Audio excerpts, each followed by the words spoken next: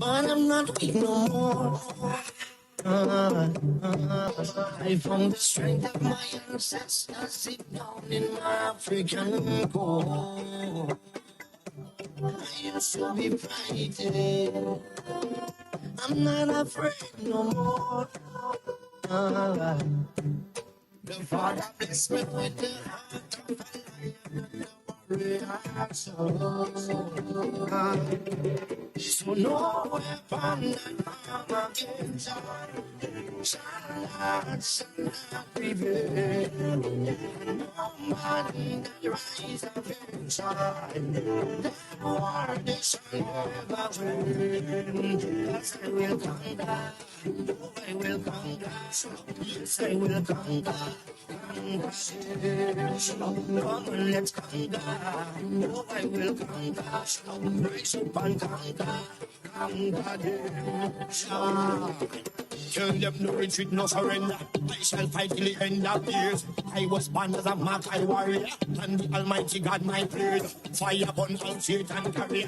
Father loose all shackles and chain. This morning first thing as I wake up, King David turns some to the brain. Don't let your courage go down, keep it up. And if your heart rip up and stitch it up, don't let your faith them fall, pick it up. When the cup was empty, God fill it up. Don't take the devil contract, rip it up. And if your bad mind people commit it up, pass me the Congo, Jama, let me beat it up. God and my side, me no give it up. No weapon that come against us shall not prevail. No man that rise up inside the war they shall never win. 'Cause I will conquer, no, I will conquer, yes, I will conquer. Conquer this, come on, let's conquer. No, I will conquer. Rise up and conquer. Conquer this. Thank you, Father. I want to say thank you, Lord. You're everything, Father. Thank you. Father, you alone shall guide me. No man shall lead my path. In the wind I hear your quiet whispers, and you heal my broken heart. Even some of my friends turn enemies, and they pray for right to fail. And remember to give us your only begotten son, but we gave him the whole of place. Send down your warriors with the hello. They carry down to the end of days. No matter how the devil tries to trick me, unto you my soul I will give. Father, I know this time is coming. I can see the high tide rage. Without you there is no other. Could it be that really fight there?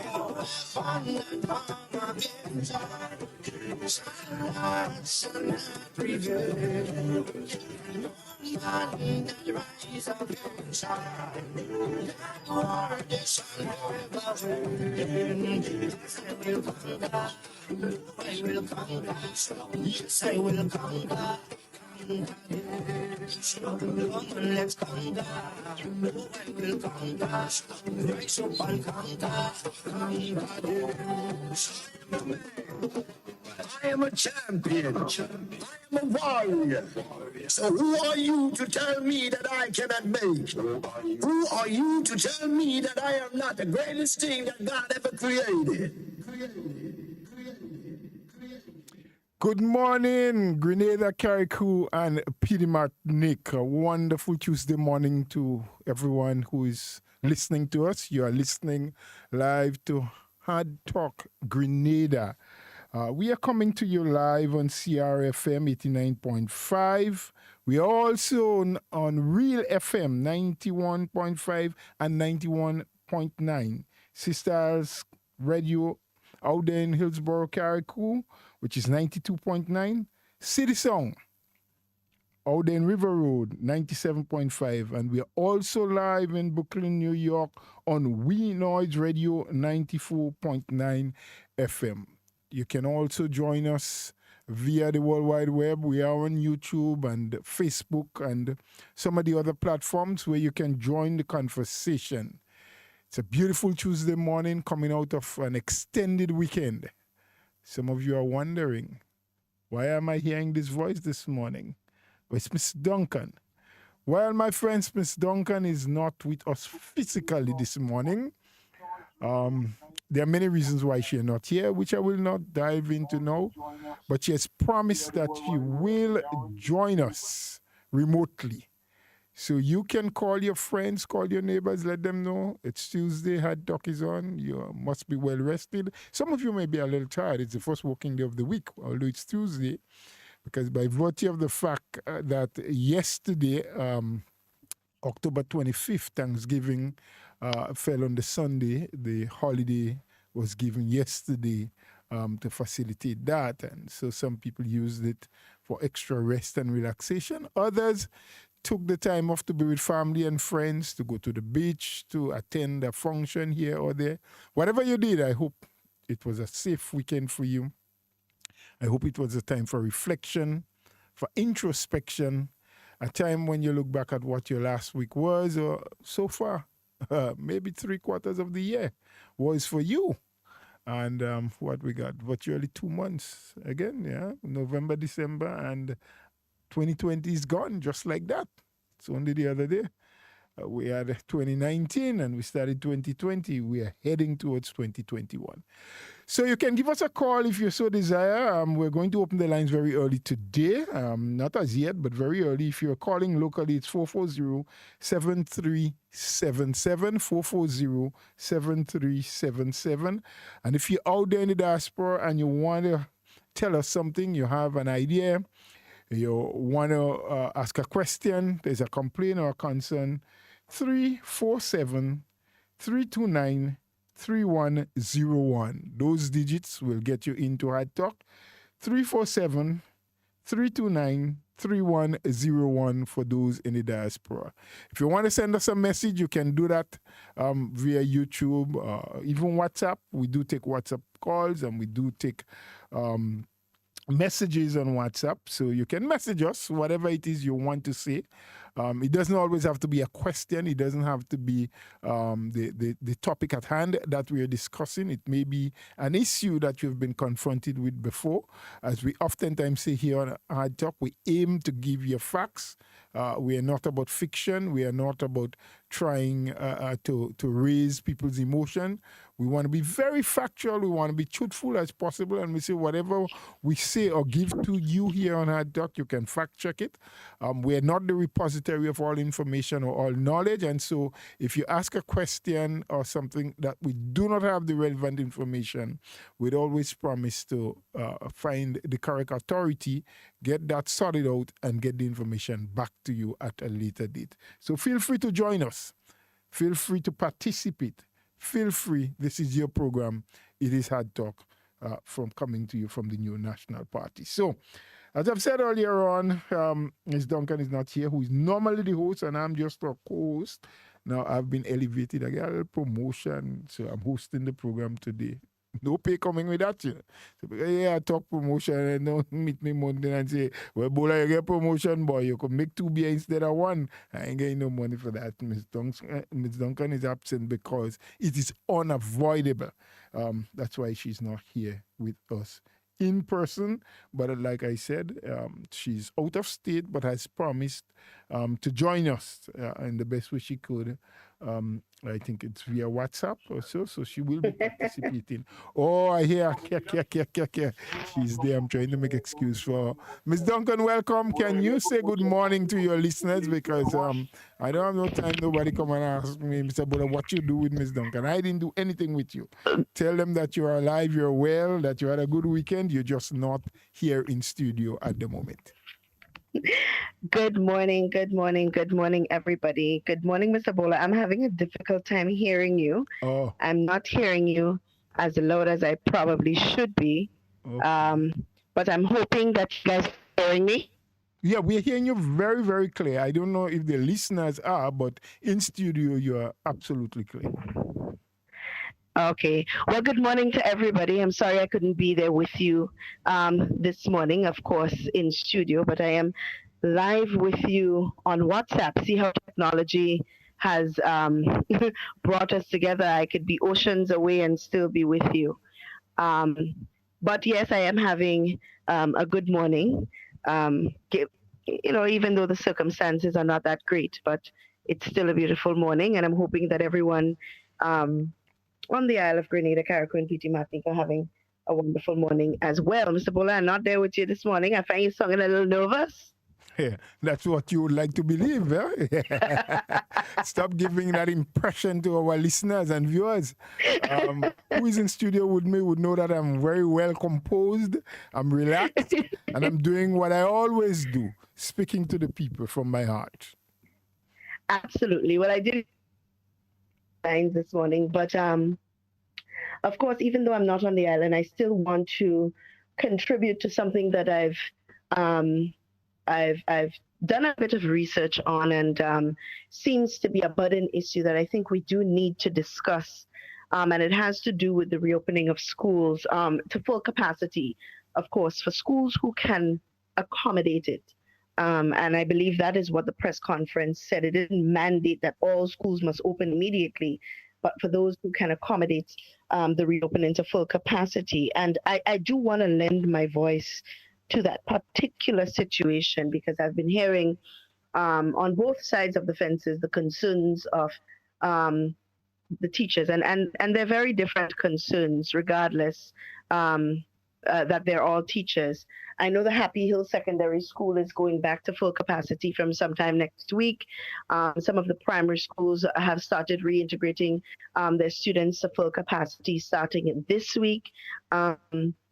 So they're working on it. And as I remembered very early, the minister did allude to the fact that they were rolling out a four week or so or 8-week phased approach, getting back into the learning environment. Because, I mean, we have to admit to the fact that we have to live with COVID. We have to find a way to live with COVID. You know, we don't know how long it's going to be around for, and therefore we must not subject ourselves to the mercies of it, you know, and continuously live in fear.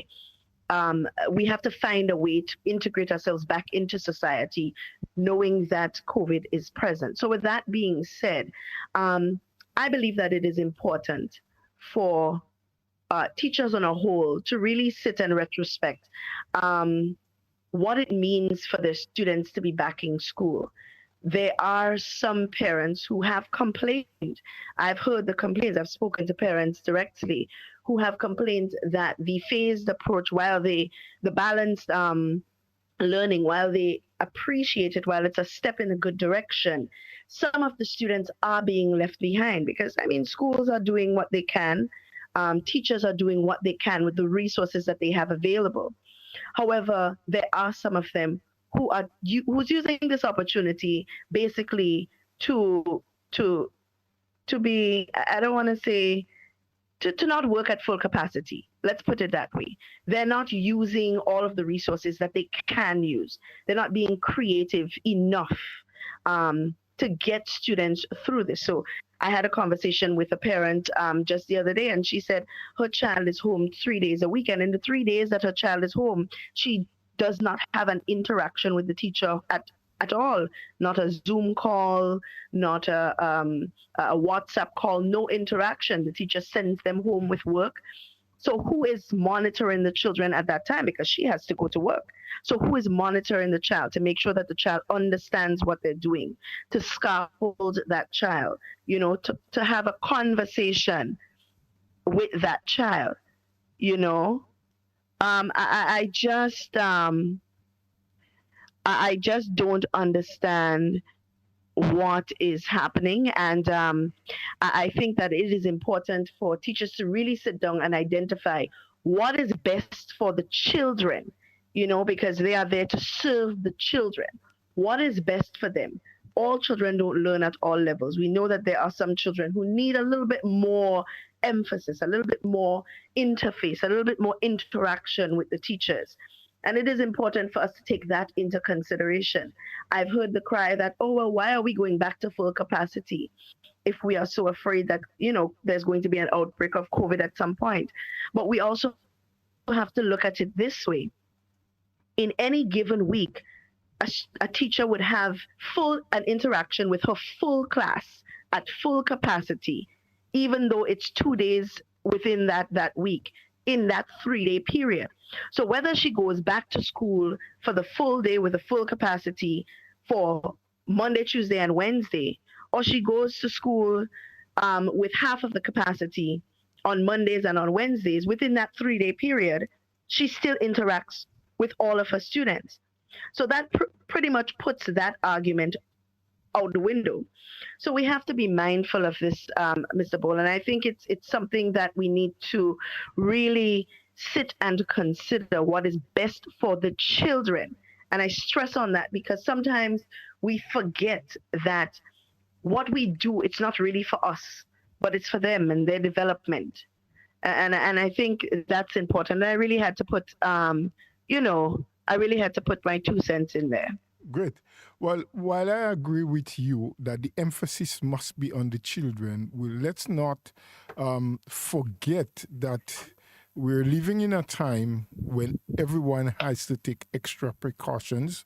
There are protocols in place. So we cannot leave the teachers, their health, their safety, their protection out of the equation. So while you're quite rightly so, which I'm in agreement with, stressed a lot on what must be done for the children and that the full consideration must be given for them and their learning and to make the environment as conducive as possible. We must also hinge on to that safety and protection for the teaching staff and the teachers. Yes? And the ministry did, and kudos to the ministry in the way they have handled and phased in the reopening of schools some weeks ago. That they did not demand a one-size-fits-all. They did not demand that every school follow the same structure, but they allowed schools, the teachers, the principal, the management team of the school to make that determination as to how best do they run any week in school, how many classes they can accommodate on any given day, how they would rotate, who would be home, who would coming, what days different classes coming and different subjects being taught.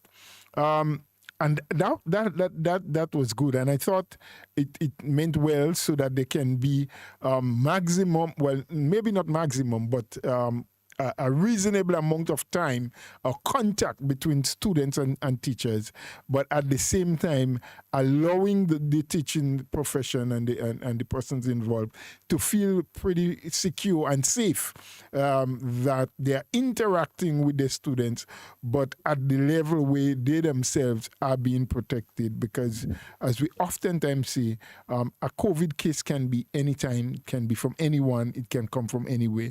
So we always have to take the necessary precaution. But having said all of that, sometime after, maybe 3 weeks ago, I think the ministry did indicate that with advice from the Ministry of Health, of course, those who are in the position of authority, having first-hand information with what is transpiring, re-COVID, the new findings, the protective measures that must be taken. And so the Ministry of Health plays a very critical role as to how things are rolled out, be it in the education system with the schools or in any other workplace, within the civil service. And they had been advised by the Ministry of Health that it was okay now to go back to full capacity, to go back to the 5 day per week and so. And I have had a little sight of the circular. I don't have it before me now, but I think the Ministry of Education did use some wisdom in saying that since they have been given that advice, they're still leaving it up to the schools to determine how quickly they can reintegrate the entire school population. Because that, again, is going to be based on numbers of students you have in comparison to the spacing that you can give. Because while they're saying back to full capacity, there are still some protocol measures that must be maintained. And I thought it was good wisdom to have the schools work out their plan and determine, can we from this week or next week take in everybody, or can we take in 2 more classes per week until we go back to full capacity and work things out. While that was the workings I think that the ministry expected. We have heard complaints, like you've said. I've heard it myself. I've seen it. I have children that are still in school. I have a daughter that goes to National College. I have a son that is in Form 5 in a different school. I have another daughter that is in Form 4. And so they all have different queries and concerns.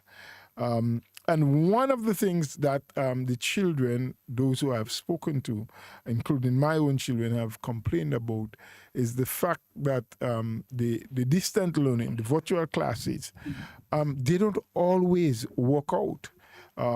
Apparently, from what one is picking up, there are some teachers in the system that makes the extra effort, that goes the extra mile, that ensures that there is that communication, there is that reaction, there's the classes online, and there are others who constantly make excuses that the internet has problem, that they're not getting good connection, whatever. That may be the case. That may well be the case in some instances. And I am not going to be very judgmental here because I am not in the position of these teachers.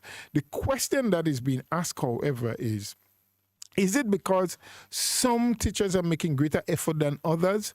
Or is it factual that they're all having problems with internet service? Because one of the things that I know that the government did, they went into that PPP with Digicel. it was Digicel, yes, and there was this link up with the whole regional body to bring in broadband. Quite a few $1 million have been spent, over $45 million, I believe, to expand the bandwidth so that schools and learning institutions and so on, other government offices would have the better ability to facilitate the online movement of business and learning and everything else like that. And hence the reason why the Ministry of Education felt comfortable then to bring in the learning devices, or the tablets as we commonly call it. So one needs to investigate what those issues are. So in some ways, getting back to full capacity and bringing back all the students in school, it creates more contact time now, and less reason for some teachers to say, well, we can't have a class today, we can't do the chemistry or the maths or whatever because I am having internet trouble or I'm having connectivity issues, because the children will be right before you. That being said, I've also heard some concerns coming from various quarters that there are some teachers that are not pretty happy about the issue of the full reopening, the returning of everyone, bringing school back to the normalcy or some level of normalcy as it was before. And there is afoot some plans by some, I must say, based on what I'm gathering, not all of the teachers, but by some, to have some protest action or something against that full reopening. So my question, Mr. Bola, would be to any teacher actually that is participating in these actions. My question would be... Well, I don't know if they are participating in it or they're just planning to. So I don't want to say... Right. Well, even in the planning phase. Right. My question would be to them... Maybe, yes. Right. My question would be to them, is the reasoning and the grounds behind what you are actually giving to this protest action that you're planning, is it solid? Is it coming from a genuine place? Is it coming from a good place? Are you doing it simply because you are concerned about the well-being of the children? Or are you really participating simply because you feel that when you work at a limited capacity, it allows you more leisure time, meaning that you don't have to work as hard, and I'm just asking because I know there are some teachers who really put themselves out there. And I know this because my daughter is engaged in the blended approach. She goes to the St. Joseph Convent St. George. And she's, even as we are not on the island, she is still continuously engaged in school, completing whatever assignments are posted and so on for them to do. And while that might be good because she has my support in order to complete these assignments, there are going to be students out there who do not have the know how, who don't have that knowledge to do these things by themselves, who don't have that support that they need to complete these assignments. So what happens to these children? Are we now going to say 2 or 3 years down the line that this child needs to repeat a certain form because we failed to go the extra mile and do what we were supposed to do in the beginning to give the child that support that they need? Is that what is going to happen? Or are we going to still sit there and say, oh, well, COVID caused, when we should have been creative enough to exist in a world with COVID in a way that it does not negatively impact our children as much as it can, So we have to ask these and that's why I say the teachers need to sit and do proper retrospect, because at any given time you are interacting with your children. So saying that putting the children in the classroom at full capacity is a risk is not really a good excuse, because you are still at risk because you interact with your students every single day of the week, whether it's one form or the other. You still interact with them within that 3-day period. So that is really not a solid enough excuse as to why you cannot go back at full capacity. I remember when we first went into COVID and we had to go on lockdown, when the world was unprepared for online learning because nobody knew that we would be thrown in this spiral of using technology to now teach our children. I remember the cries and people saying, oh, well, why can't we go back to normal school? We don't have any COVID, why the children can't go to school. And now, even the teachers, you were hearing their cries, oh, we don't have the proper resources, we don't have internet, we don't have the know-how to use the different programs and applications that would allow us to be effective in the classroom. Those were the cries of some of the teachers as well. So now that you are being given an opportunity to really hone in on the students who needed your assistance, those who did not have that access to the online learning experience in the way that they should have, now you have that opportunity to do that. There is this complaint, and I mean, I'm very disappointed, I must say, in the leadership of the Grenadian Union of Teachers, because their role, and I keep saying that your role as leadership in the union is not necessarily to create a havoc when it comes to things that your teachers disagree on, but to sit with your teachers and try to find a middle ground, because you are, although you're working for the teachers, yes, but you also have to take into consideration the children of the nation, because without them in mind, then what really are the teachers working for? So we have to take that into consideration. So I was disappointed when I heard him on the news talking about they would kick up against going back to school in full capacity, because when they had to go back to school in the blended approach, their concern was that all of the teachers didn't have the necessary tools to do that either. So my question to Mr. Andel would be, well, what exactly are you suggesting? Are you suggesting that we disband school until COVID is over and it's just a free for all for everybody? Or are you suggesting a blended approach? Are you suggesting that the teachers go back to school in full? What exactly are you suggesting? Because they have not made clear what their suggestions are. All they keep doing is finding, like we said last week, finding problems for every solution, finding ways that they can kick against everything that government does. So I was very, very dissatisfied in the way that they did that. But also, we have to remember that the leadership of this country, the Honorable Minister Emmeline Pay, she is not just looking after the needs of the teachers or the principals or the parents, but she has to put foremost the needs of the students. That is what is most important to her right now as Minister of Education. And I don't envy her. I would not want to be in her shoes, because it is a hard task trying to balance the noises coming from parents and the noises coming from civil society and the noises coming from the opposition and then the noises coming from teachers. It's difficult to balance all of that to find a middle ground. And I wish that we as a country could be more supportive. Here in Barbados, I have family here who have children, and they are returning back to normal school from next week. And I mean, there's no kick, there's no fight up against that, because they understand the importance of it, and their classroom capacities are way more than ours. We haven't even scratched the surface of their classroom capacities as yet, but they understand the importance, and that is what we need to do in this situation. Understand what is important, what is the priority, weigh the pros and cons, and try to come up with solutions for problems and not problems for solutions. Well,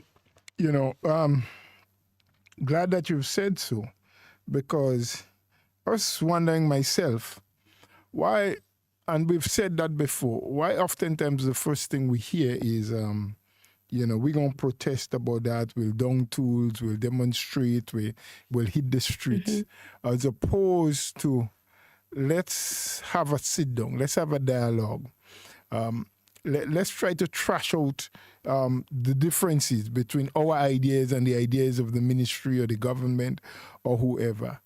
I wonder what has happened to communication one with another, to compromise somewhere down the line, to you coming with your facts and your issues and your rationale for not wanting to do something, and listening to the other side, and with that dialogue somewhere in the middle you decide, well, look, you know what, maybe I am too far right with my decision and you too far left, so let's push it a little closer, and somewhere in the middle we have a solution that is workable, for all involved. And all involved means parents, means teachers, means students, well-wishers, mean the country. Because at the end of the day, if we do not educate properly our students, if we do not put them through the system where they can learn not just how to read and write and how to do mathematics, how to solve complex problems in chemistry and physics,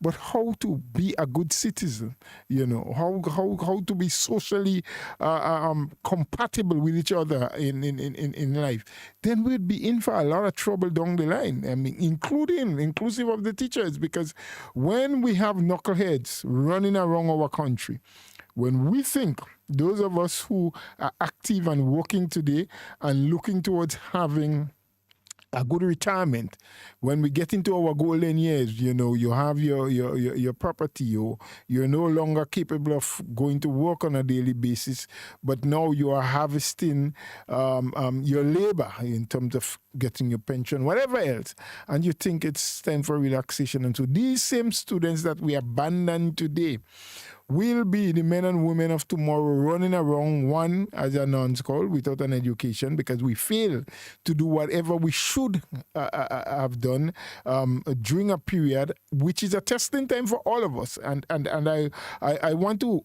constantly remind us that no one is saying that the situation presently is an easy one. No one is saying that you are expected to perform at your best in the absence of COVID. COVID is still very present. We need to be cognizant about that, and we need to take into consideration the preservation of the lives of the teachers, the protection of their and their families, because if a teacher contracts the illness and goes home, maybe they're living with a parent or grandparents, or maybe they have an aged aunt, or maybe there's a sibling in the house that has some previous condition, and we have learned over the passage of time that people who have already had predetermined conditions are more susceptible to the illness of COVID than others. So we have to take all of that into consideration when we are speaking, when we are talking about the decisions to be taken, when we are advising that they need to do more.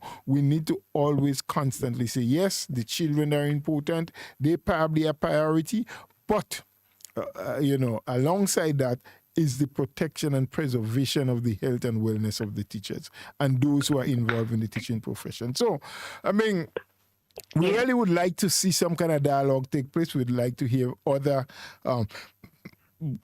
suggestions coming from the teachers, but Definitely not this time. Having had such a long period with the children being away from the classroom, and some children had virtually no interaction at all during the period of lockdown, maybe 2 or 3 months or so, with no school, no one doing anything, no work being done, none of them having an interaction with a teacher or anyone. And now, just at the time when they are getting back into the groove and restarting the process, there's this little talk, this little noise coming from the background of, they're not being satisfied with the full reopening and possibilities. And friends, they are just possibilities. We're just hearing things. We have not heard any official word that, yes, that is going to happen. But Ms. Duncan, you are with us, and I presume you're going to stay with us. But today I've been given the opportunity to be host, and you are co-host because you're not in the studio. I want to open up the lines at this time to remind our callers that they can start joining the conversation. Some of them may have ideas of their own. They may have heard some of the issues that we are mentioning about. They may have their own experience with their children at home, what has happened during the lockdown, what has happened since the phase reopening, and what the ideas are about now fully reopening, what would they like to see and or whatnot. You can call us if you're calling locally, 440-7377, or if you're calling from the diaspora, and maybe you can tell us what is happening in your neck of the woods as well. 347-329-3101. That's for the overseas call. You can send us a message via YouTube or what have you, and we'd like to. Do we have a first call already? Oh, someone is calling. So the technical operator is here. I am not the one on the board, so we have the first caller. Caller, good morning to you. Hello. Another caller is from Carriacou. Good morning, sir. How are you doing? Not so bad. How are you and your school going? Because we're talking school and the full opening up of school this morning, Mr. Mills. Well, everything going all right, I must say now. Very good. Very good. Very good from your end. Yeah. Yes, well, and you testing you out today. Yeah? You're the man today. We're testing you out. But I've been a man all my life. Not only today, but I'm performing like a man today. Yeah, let me see how good you is, eh? I hope you never let me down. Mr. Man, I don't like where the conversation going, I don't want you to see how good I am, I want you to listen. Mr. Duncan, Miss Duncan, I know you're not there close to me, but good morning. You're there far away, it look like. Yeah, she's far away. She's and I'm out. really listening. Take care and have a nice day. You too, man. You too. You be good. On the beach fire. Yes. Stay close to show if you have to go on the beach. I hear you. We hear you. Miss Duncan, sir. Yes. Okay. So, Mr. Mills, it's good to hear you. Take good care. We know big things are happening in Carriacou. You're getting okay, your... Brother Bola, Miss Duncan, you take care of yourself, my love. Yes, one love. Please hearing you this morning. You're right. Great. Mr. Bola, you take care, buddy. Good, my friend. Take good care. One love, all the time. Yes, Ms. Duncan, we had Mr. Mills there very early calling in, and he's wishing you the best. He said wherever you are, if you didn't hear him quite clear, if you had to go to the beach, bathe close to the shore. I don't know. Is she still there? Yeah. It could be internet trouble. Yes. But she's on, but probably not hearing us. Yes, so as we say, you can join the conversation. We're hearing that with the new order, given that schools can now open up fully. And I know there are some schools, I know Convent in Grenville, for example, from today, they've started. Mr. Bola, yes. I don't mean to cut you. I'm not hearing when the caller calls in. I'm not hearing them on the phone. I would have to turn on my computer to hear them, but that would be a delay. Okay. So you can always just let me know what exactly they have said.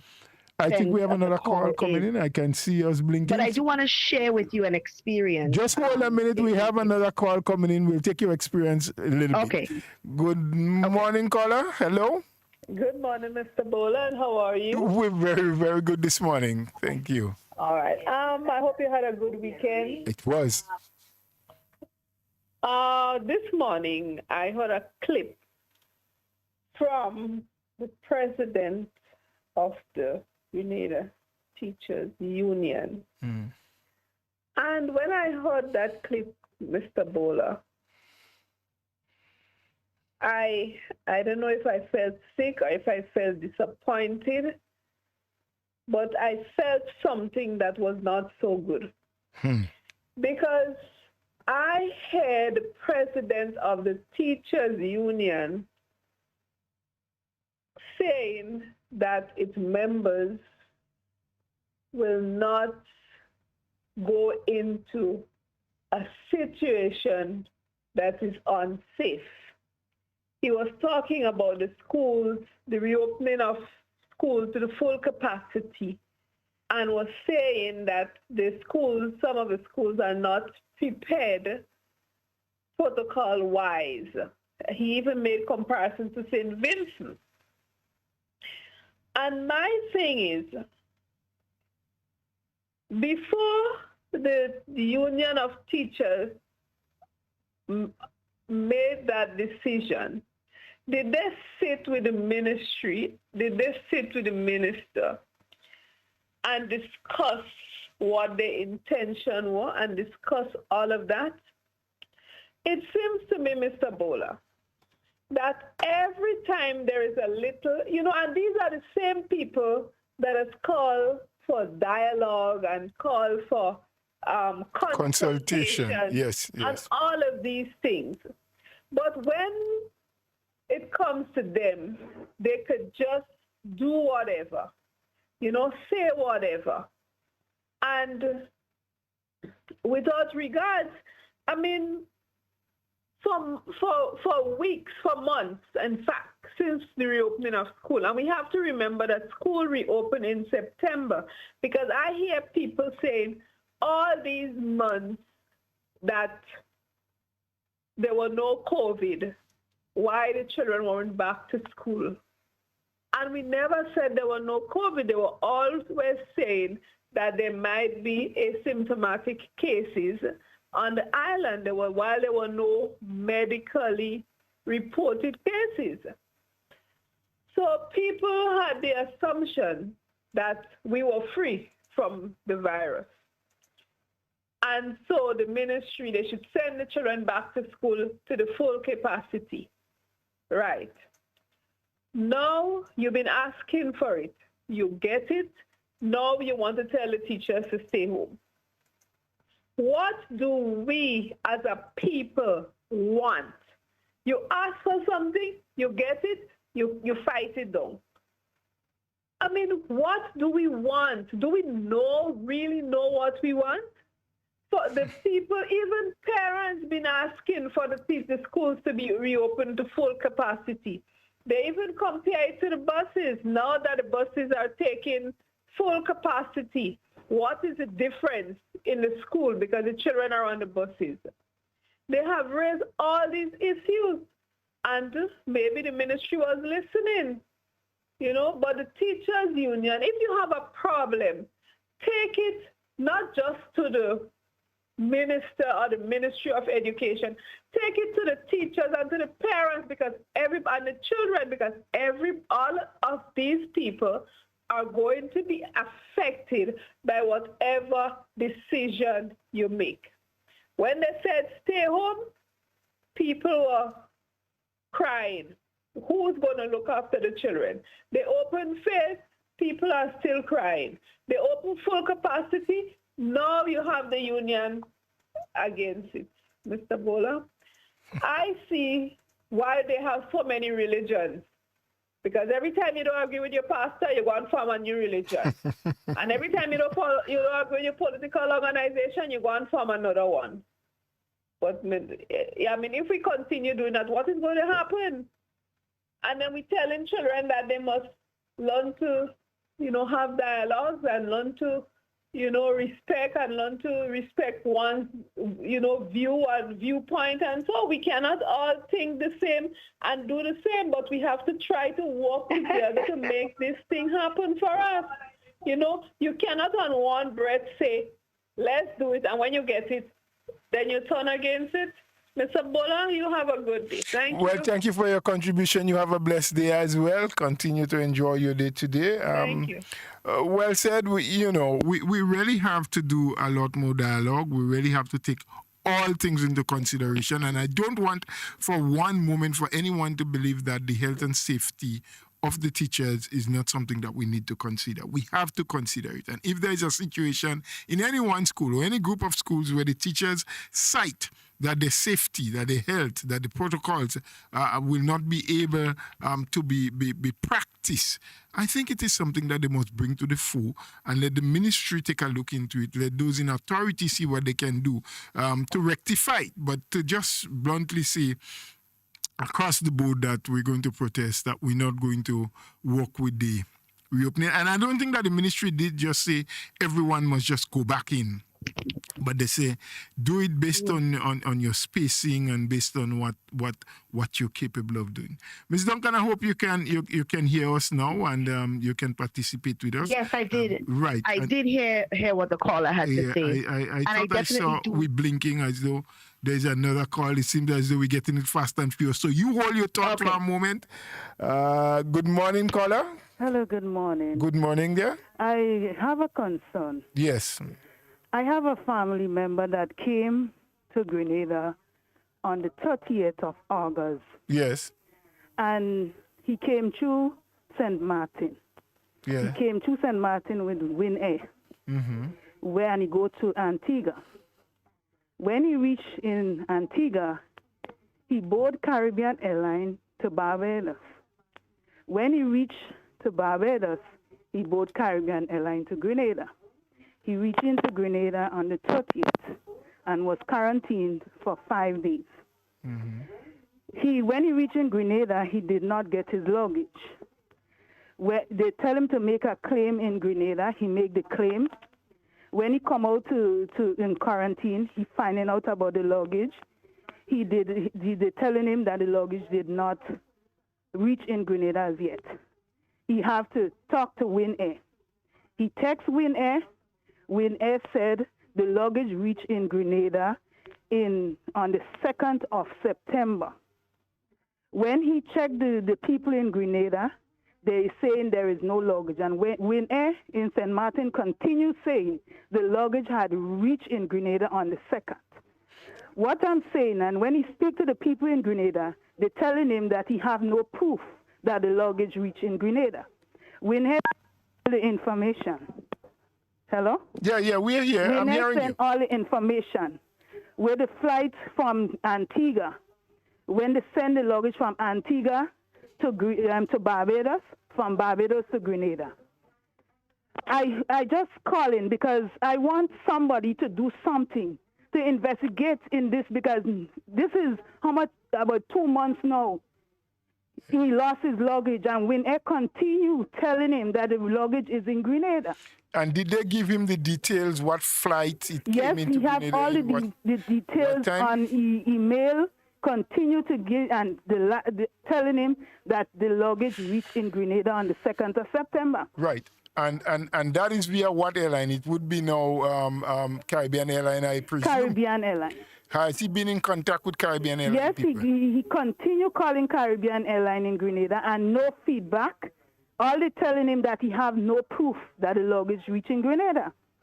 Well, I'm not sure who in what authority, because that because to I me, find this is ridiculous. Yeah, it's ridiculous, but to me it's mainly an airline thing. So I will presume, and maybe my advice to you or to him may not be the best, but maybe he might have to get some legal person involved in that between the two airlines, between Caribbean Airline and Win Air, because Win Air is saying yes, we have delivered to Caribbean Airlines, and they would have brought it by such time, and Caribbean Airlines in Grenada is saying, well, we have not seen it, it didn't come, you have no proof that it came. His proof is what Win Air is saying to him. So maybe what he needs to do now, because it is not so much a governmental issue. No, I'm not saying it's No. I know you didn't say that. I'm just explaining to you. I find, because I advised him that, I said, you need to get a lawyer. I told him that. I said, you need to get a lawyer to investigate this. Yes. I think someone need to give some answer or something, some compensation or something, and that would have to be between the two airlines. So if Win Air knows for a fact that they delivered the luggage to Caribbean Airline, then Caribbean Airline has to take responsibility. And if Caribbean Airline is saying, well, you did not give us the luggage, then they must prove to Win Air that you did not give us, and Win Air has to take the responsibility. But my advice will be that he gets somebody with a legal background, somebody with a legal mind who can dive into that and can act on his behalf and get something done. Because it's really ridiculous, as you're saying, that one side is saying we sent it, the other side is saying we never receive it. And he's stuck in the middle like a rainstorm, not knowing whether to go up or to go down. Very Thank you very unfortunate. much. You're so welcome, my dear. Thank you for Okay, calling. bye. Yes. Ms. Duncan, you left us again, or are you still there? You know, sometimes these things happen. Technology do work to make life a lot easier Hi, I'm for with us. you. Oh, yeah. Okay. You hearing me now? Yeah, we're hearing you. We're hearing you quite clearly. You had I want to an share my experience you wanted to share. with you because sometimes we speak based on Grenada. We can speak about the protocols there and so on and how things are going. And as one of the people on the live video is saying, that we all have to be responsible for our part to play in the fight against COVID, whether as a normal citizen, as a teacher, as a member of government, whatever it is, you have to play your part. And I want to share my experience on how different it is to look at protocols in the different places. So I could speak on Grenada because I've been there, but now being here in Barbados, I've witnessed some things that that make me kind of shake my head a little bit when I think about what's happening at home as it relates to the protocols. We really are not very serious as people when it comes to following the protocols. Wherever you go there in Barbados, you see people sanitizing their hands. Whether the bank or the store or even the little shops that sell food. You're not getting a very Food on the clear side of call. the road, everybody sanitize their hands. We're not getting have you their own- absolutely clear, Miss Duncan. You seem to be going and coming. I don't know. Maybe you need to change Okay. your position or something. All right, are you hearing me now? You are a little bit better now, much stronger. Okay, right. So I'm saying that everywhere you go here, people are sanitizing their hands. People are wearing their masks. You very rarely see people without their mask. Yes. Very, very rarely. And there's someone persistently calling. I'll ask that caller to continue. We'll take them on in a short while as soon as we're finished with Miss Duncan. Right. And I just want to say that we have to be more serious as a people in Grenada when it comes to following the protocols, because we have, as some people say, some of the strictest protocols on the island, in all of the islands actually. We have some of the strictest protocols. And that is why we have been able to enjoy the luxury of not having any COVID-related death or any real massive infection, you know? So we have to be more mindful of these things and play our part. Great, thank you. Can we take that call now, if possible? Yes, caller, good morning. You have been very persistent. Sorry, we had someone else on the WhatsApp. So that's me, don't laugh me. Yeah. But you have a place going down Point Sullen down there called Quarantine Point. Yes, we do know that one. Yeah. So they put them people, did they go in quarantine? Well, some, not all. Some going in nice hotel and thing. Well, they ain't going in that point there. Some going there. Some people are still going Quarantine Point and do all kind of thing. There's a fete and all kind of thing there. Oh, but when them people say they're going in Quarantine Point, in quarantine for the COVID? No, man. They ain't going there. No. They're putting them people in nice place, man. Good hotel and thing. Oh, my. Yeah. Okay, sorry. Don't go and catch COVID to think you're going hotel, you know. Because if you catch it, they might put you in the point. Okay, yeah. So don't catch it. Miss Duncan, good morning again. I didn't hear you at first. Say good morning, my dear. I miss you. All right. She'll be back with you soon, sir. Yeah. Okay, Mr. Mills. Take care. Yes. So you were given that experience in Barbados. And it's down to something we always discuss here. Personal responsibility. who is responsible for your life more than you? Who is responsible for protecting you more than you? Who is responsible for seeing that you stay alive and well more than you? And we have another call coming in. Good morning, caller. Yeah, good morning. Welcome. Good morning, Duncan. I'm not present here at the place where you used to be. Yes. But I want to say to ask a question, Mr. Duncan, Ms. Duncan, and Mr. Bola. The government is there to protect and to provide for the people. But we, the people, we have to do our part. We have to do our part in protecting ourselves. Who is the government? The government is only the 15%? No, we are all the government. So then we have to protect ourselves. We have to protect ourselves, and this government is doing a lot. Giving information to the people, so it comes down to we know to take what the government is saying. Because if the government is to protect, and we're all a part of the government, we have to do what the government is saying. We have to obey. I want to say the government is doing a lot with the information, giving us the right information. They're not leading. When I listen to the news with Sabola, where some government in America, the chief of staff waved the white flag, where he said to the people of America that this virus is contagious. There is nothing they could do but they creating a virus. But I want to say to the government, to the program of CARICOM, this government is going all out to do what is supposed to protect his people. So let us all come together to fight that. Because see something like this is not for like green and yellow. This is for everyone who catch it. Everyone could catch it. And remember, we have family, we have friends, we live in a community. We don't know when we go there who have it and who don't have it. So then we have to be careful. And we have to be careful and to be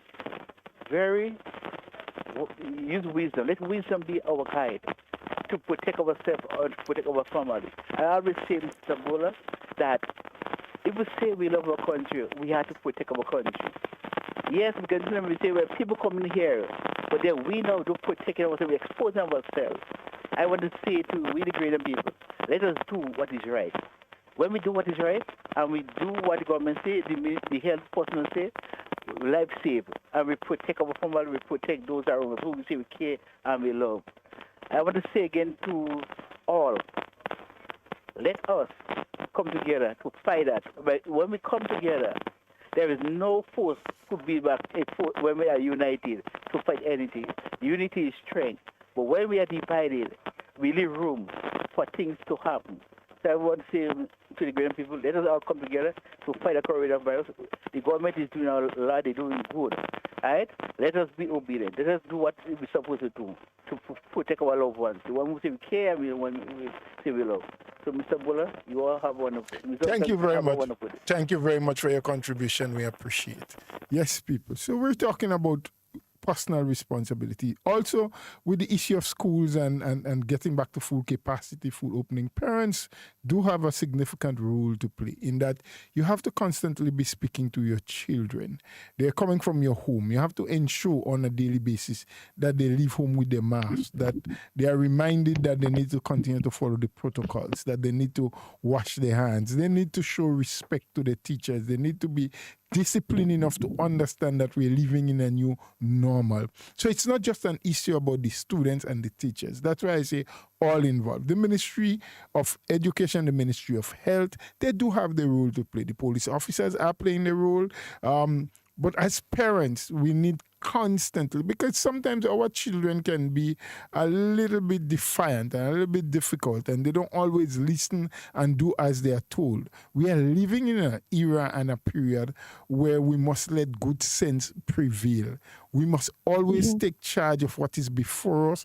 We need to know what to do, and the protocols are almost everywhere. I mean, we hear the public announcements. We hear, we can read it on different places on the internet.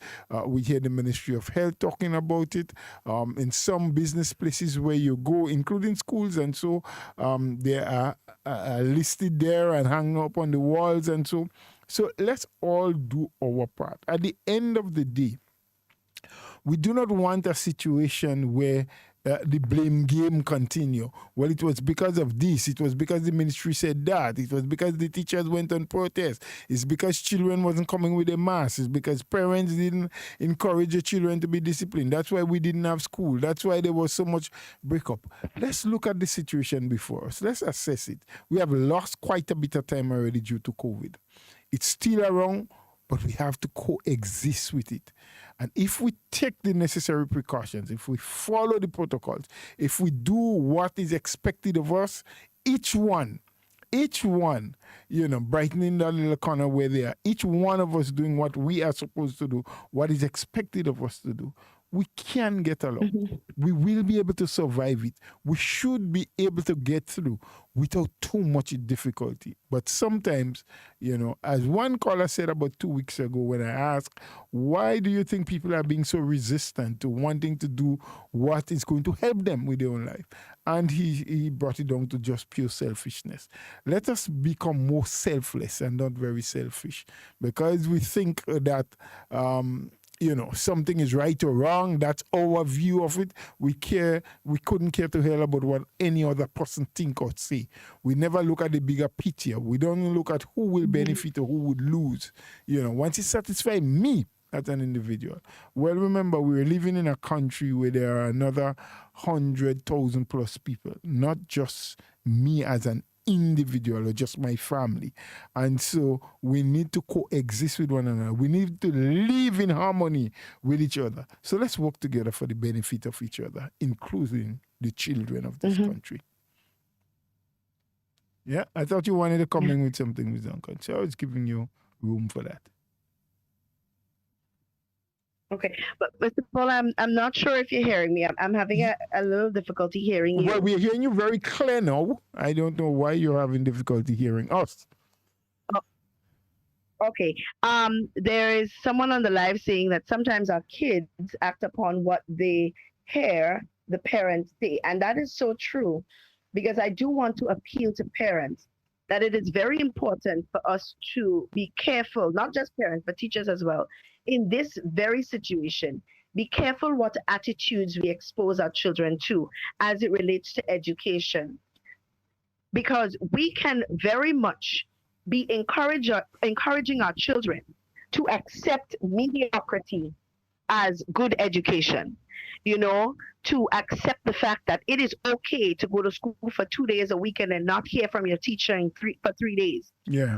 We could be instilling in them that it is okay to just have a little Zoom class and call that education. We have to be very careful what we are exposing our children to, and that caller is very, very correct. I mean, we may have our grievances as parents or as teachers as to what we think the protocols are or what they should be. But it must never be a conversation that our children are exposed to, because at this age, they are like sponges. They accept everything. And whatever they soak in is what they are going to regurgitate. And we do not want them to regurgitate this kind of behaviors, because it can have very far-reaching implications, not just in education, but in their productivity level, what they see as okay. And if they see that whenever there's a little issue, that if we just give them half mass, they have to take it because there is a problem. We have to be very, very careful. And that is why I'm appealing to the teachers to meet with the membership, because up to now I have not heard the leader of the president of the Grenada Union of Teachers say that he has met with the entire membership of teachers in Grenada, and they have all collectively agreed that this is the approach that they want to take. I have not heard that yet. So where is the consultation between the leadership and the people that they lead? Is it that they are just listening to only a few and hoping that the few that they listen to have enough negative comments for them to determine that is what all the teachers think? Or are they really taking into consideration what all of the teachers themselves are saying? Good. So we have to look at it from that point of view. Great. And that was a comment that sometimes our kids act upon what they hear coming from a doctor. We have another caller online at the moment, Ms. Duncan. So we'll take that and then we'll get back to you again. Thank you for your distant participation. Good morning, caller. Okay. Hello. Good morning.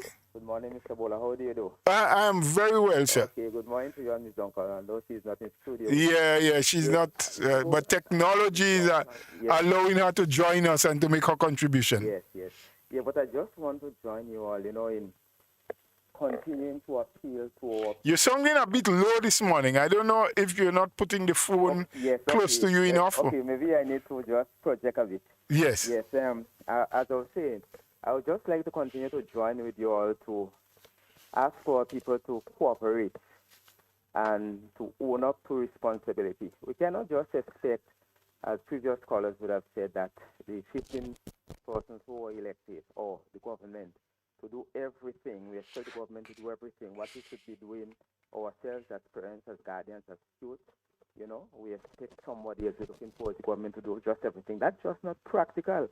And every time I hear our people speak and the way they speak, I wonder, I question our intelligence, I question our wisdom, because I don't know why we should expect the government to do or politicians to do what we should be doing as parents and as guardians, we have to own up to our responsibility.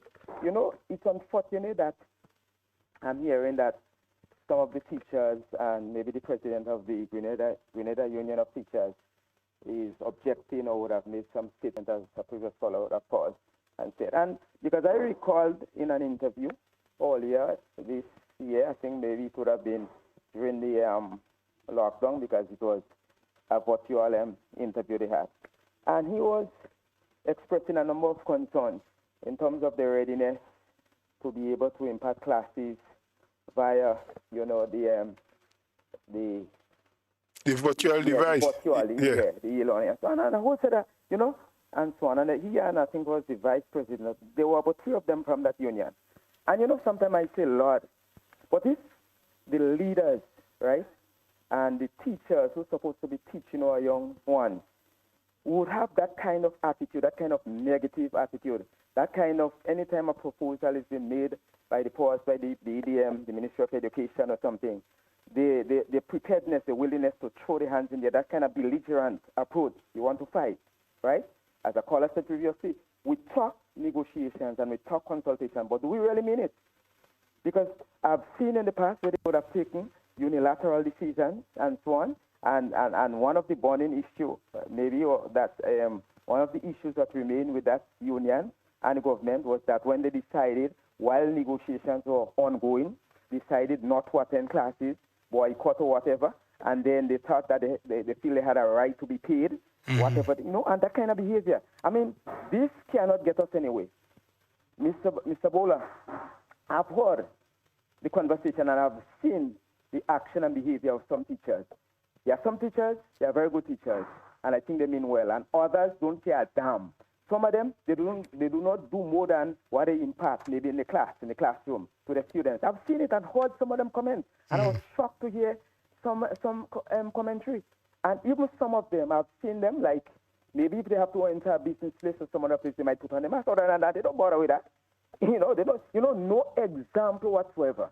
No example in the society. Some of them, I'm not saying all, there's always the exception to the rules, but a large number of them, they don't care damn. They just do their own. They do. And I'm asking, what example are we setting to our children? So we have that committee advising the cabinet, right? That committee of, qualified people. Yes. Advising the COVID committee, as they call them, yes, something. So we have this. So the government has the protocol in place. And we believe that we have one of the best, because in terms of, not just because we have not had that, but, the persistency, the persistent appeal to us as people, as members of the public, to follow the protocol, to minimize the risk of the spread of the virus and that kind of thing. And what more can they do? I mean, no system is perfect. There would be loopholes and what have you. But there are people who deliberately, defiant. They willingly want to break the protocols or not observe the protocols and all sorts of things. And that is, I don't know, I can't find words to describe it. I cannot understand that kind of behavior. What example are we setting to, especially the young people that we impart information to? The Bible says that we should grow up the young one, the child, in the way they should go, so that when they are old, they will not depart from it. Chances are maybe one or two maybe depart, but we have to make sure that we play our role. We live up to our responsibility and instill values and respect, and obeying authority, and so on. That we should teach our children, our young ones, to obey authority, and that kind of thing. I don't know. It's just unbelievable. On another note, Mr. Bola, Yes. there's a caller on another program again this morning, because Dr. Patrick Antoine, as chairman of the Grenada movement, was on To The Point. What's yours? And that caller, every time that caller calls to a program, he makes allegation about the parliamentary electoral office, election office. And I remember in the past sometime, a couple of weeks ago, maybe it could have been over a month or something, when I called into this program, I had asked if you all could invite someone or some person from that office. Because you see, what gets to me is when people make serious allegations.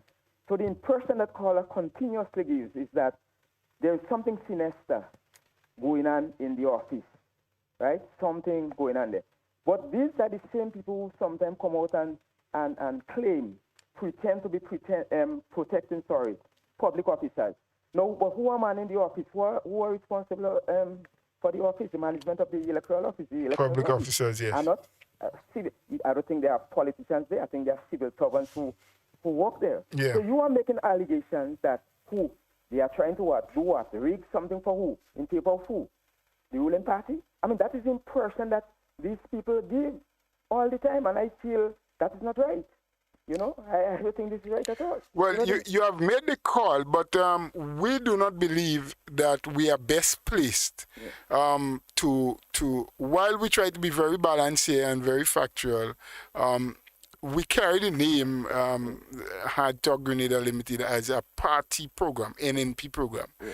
And since the electoral office should be an independent office, where there should be no interference by the political directorates, we can get a message to them and let them know, or you can call them. The numbers are in the book that there's this allegation out there in case they didn't hear it, and maybe they should use one of the other mediums to clear up the air on it. But even if we mean well and all we want to do is give information, just having any member of staff or anyone from the thing, because I always like to bring back that issue of the NIS. Yeah. When they were giving information out about the proposed increase and the increase in age for you to get your pension, and it was public information that the public needed to hear. Yeah. And we wrote and said, well, look, we're having a gathering. It's a general council. We expect to have in excess of 1,000 people there, most of whom are contributors to the NIS. I saw nothing wrong with it. I up till today saw nothing wrong with it. As I will not, as an individual, see anything wrong with asking anyone from any office to come to this program to give information. But you know what the hue and cry out there will be. So whatever you can avoid, we try to avoid. It doesn't necessarily mean your medium. But you see what, again, that is a problem I'm having. We have to reach the point of maturity, as Dr. Anton was saying on the program this morning, that, this thing should not just be about callers, about party. It's about Grenada. It's about coming together. It's about cooperating and working together. Maybe a lot might have been disappointed with what he said this morning, because maybe people were coming to expect him to maybe give in an amplifier or the government. But the man was very balanced in terms of, what he had to say. This is about Grenada, seeing us working together. That's the only way. That's the only way we'll be able to achieve or overcome some of the difficulties, some of the problems that we have seen now, or that we would foresee, down the line. But again, my appeal is that I don't know how much, because you all doing your part. I think maybe there are others who might be doing their part as well, is to appeal to our people to take responsibility. If we only do what we have to do, we would be amazed. I said that over and over, to see the changes that would happen in our society. Definitely. We have a responsibility. How could we expect everybody to do everything for us, like others, like old people? We expect other people to do everything for us. As I said, the government is there to protect, to put rules and regulations in place, to protect the population, to protect us. So we have to help make that a reality. We have to help make it a reality. It's only we to make it a reality by working together, by cooperating. and living on the everything is so highly politicized. Sometimes you hear people say things and one wonders whether they sink or not. Come on, we have to do better than that. Thank you. Thank you so very much again for your contribution. We appreciate.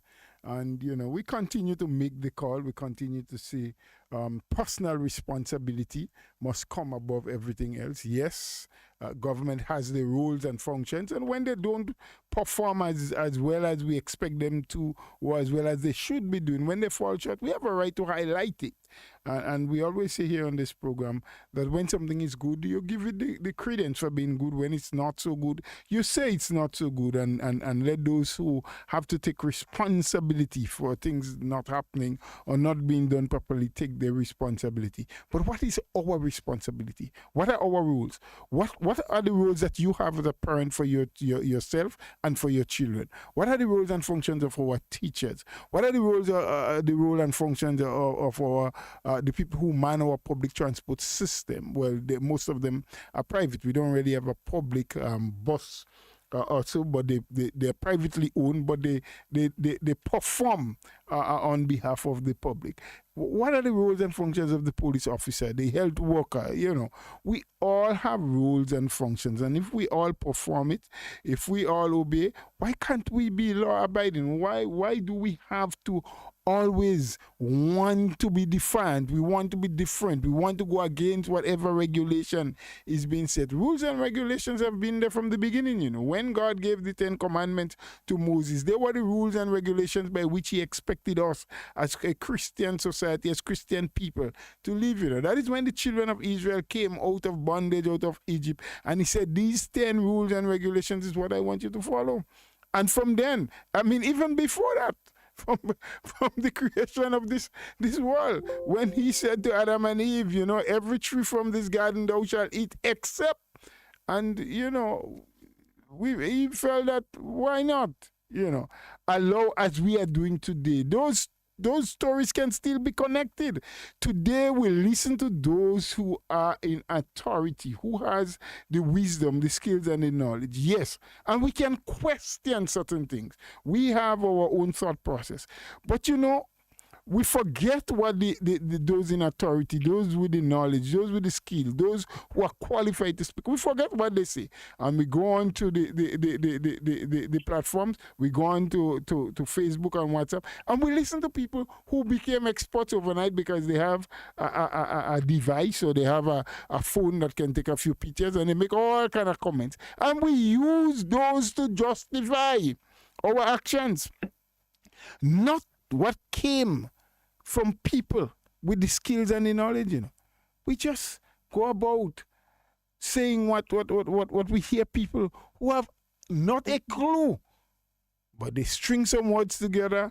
It sounds sexy and laughable, and we use that to justify our behavior and our actions. Let's start thinking more. Let's be sensible. Let's think critical. Let's do what is right for ourselves, for our protection. Ms. Duncan, are you still there with us? Yeah. Okay, great. I realize there's a little delay because when I ask you a question, I have to hold my breath for 60 seconds before I hear you respond.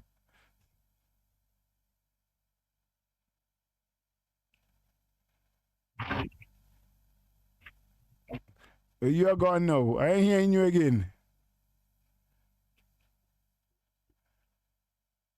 Hello?